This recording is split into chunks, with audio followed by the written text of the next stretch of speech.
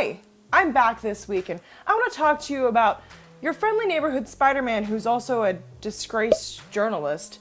Yikes. And also Buffy the Vampire Slayer, who's apparently in high school but looks like a grown woman.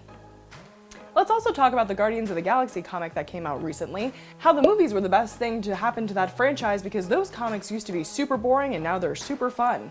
Also, the teaser trailer dropped for The Birds of Prey and the fantabulous emancipation of one Harley Quinn. It was 35 seconds of magic and I'm very excited, but Twitter has some thoughts as it always does. Also, a Natasha Romanoff solo movie.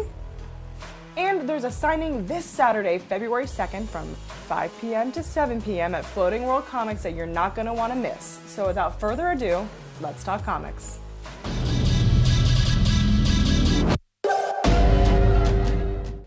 We're going to start with the Friendly Neighborhood Spider-Man #1. Now, #2 has come out. This is a bi-weekly comic. It comes out every 2 weeks. That's what bi-weekly means. Anyway, a lot of people on my feed are really talking about this, and I thought, my God, how many Spider People comics need to be out there? Listen, I love Peter Parker. I've said it before. He was the inspiration of why I wanted to become a photographer as a child. I don't know why, but it's true. And so, you know, I'm very pro Spider People. I love Spider-Gwen. I love, whatever, Silk. It's all of it. I love all of it. But I don't understand why there needs to be another Peter Parker comic. And then I read the comic and I really liked it, so I take all of that back and I'm sorry. This explores Peter's life as a disgraced journalist a la Jason Blair. You know, he used to work for the Daily Bugle, and somehow I'll spare you the serious details, but in Amazing Spider-Man, Doc Ock took over his body, wrote something, and then it was plagiarized. Now he's not a journalist anymore. Anyways, he's just going around being Peter Parker, doing Spidey stuff, and hanging out with his old lady neighbor that reminds us a lot of Aunt May. And saving people, of course.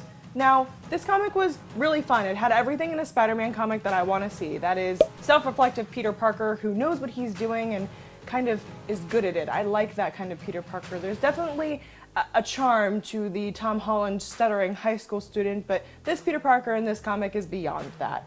He's self-aware, he knows what's going on, and he's embarking on some new adventures, and that's what I want to see from a new Peter Parker comic. So I was really excited. I will continue reading this. I think it's in my box at Floating World Comics, located at 400 Northwest Cooch Street, where you can get all of your comics.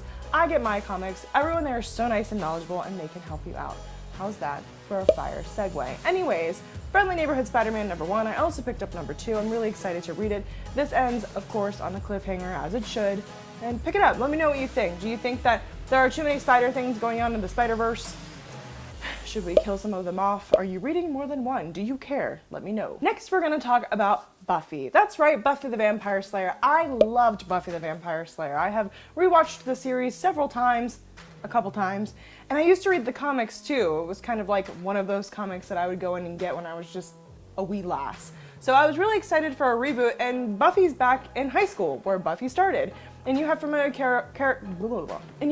characters like Willow and Xander, who of course we love. And Xander was portrayed so well, just like he was in the show, kind of awkward, but also just like excitable and talking a lot. And Willow was just like Willow, like sort of effortlessly cool. And I think that was a lot of the charm of the show.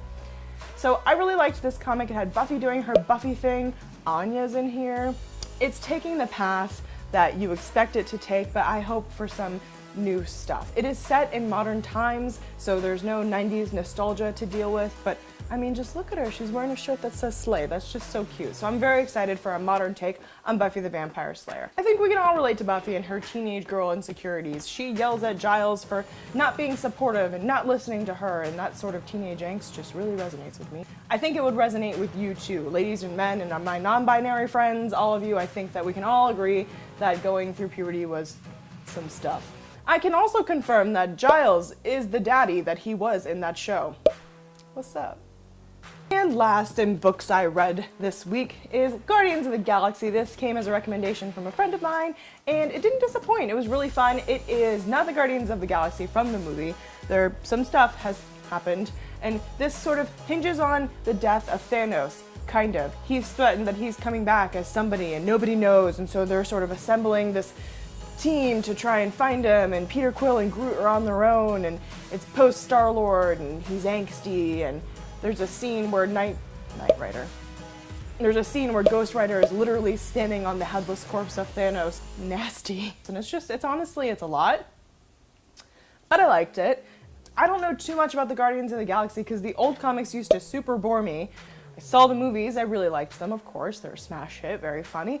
It's breathing a lot of life into these new Guardians of the Galaxy comic books, and I'm really excited to see that. I think it'll bring in a younger audience who will want to read more comics, and that's always good to me.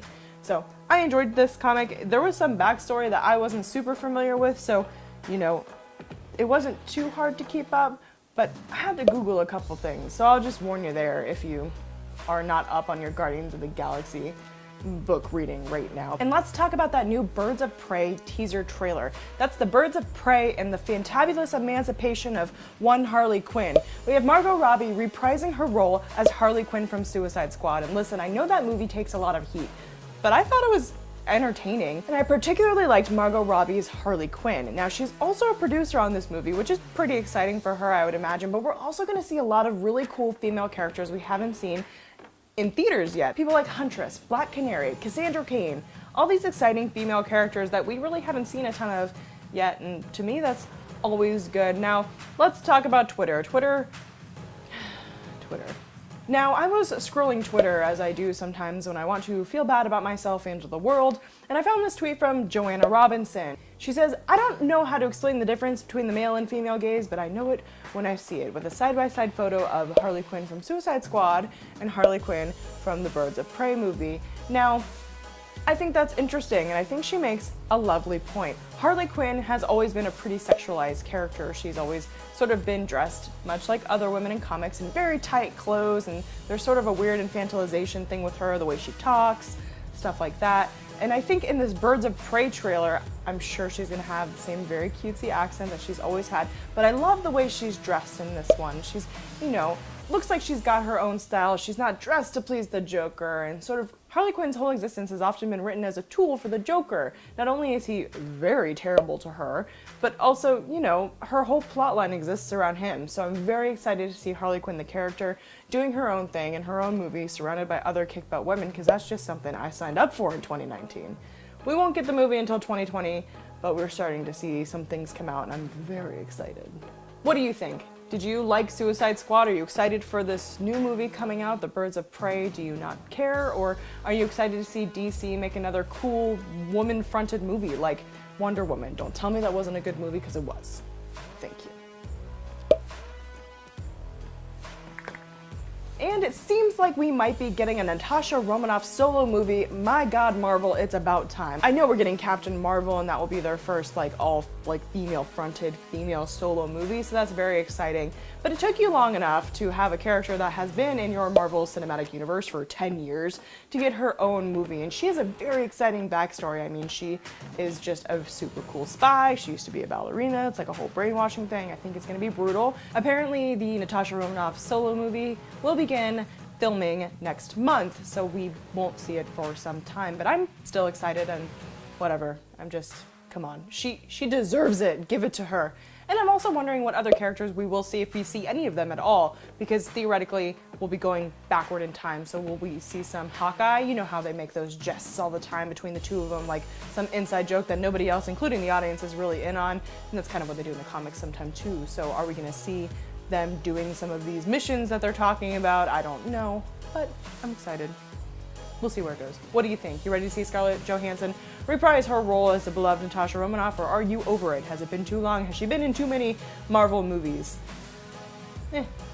I like cool ladies who do cool stuff, so you know, you don't have to convince me. I'm ready. I'm ready. I've been ready for 10 years, but I'm ready. It's fine. No tea, no shade. All tea, all shade. All right. Where's my book? The last thing that we have to talk about is this book, Proxima Centauri.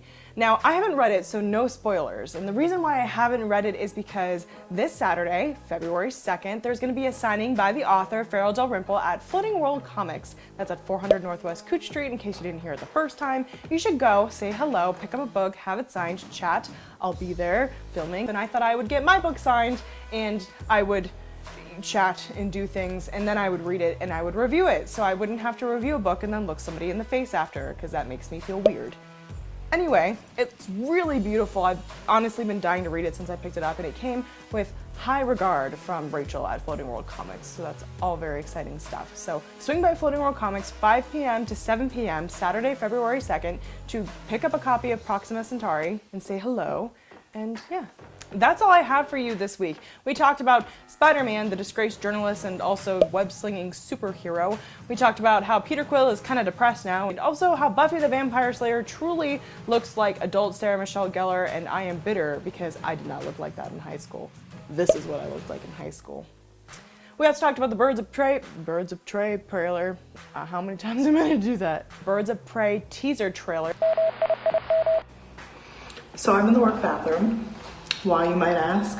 Oh, well, I don't know how to close out a YouTube video because I don't know. I'm not a professional YouTuber, if it's any shock to you.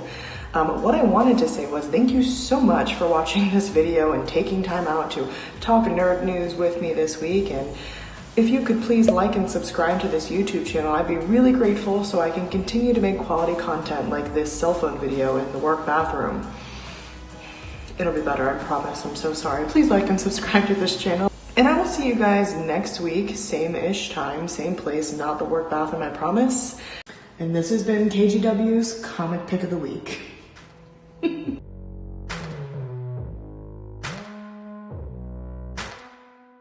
Hello, I'm in the work bathroom.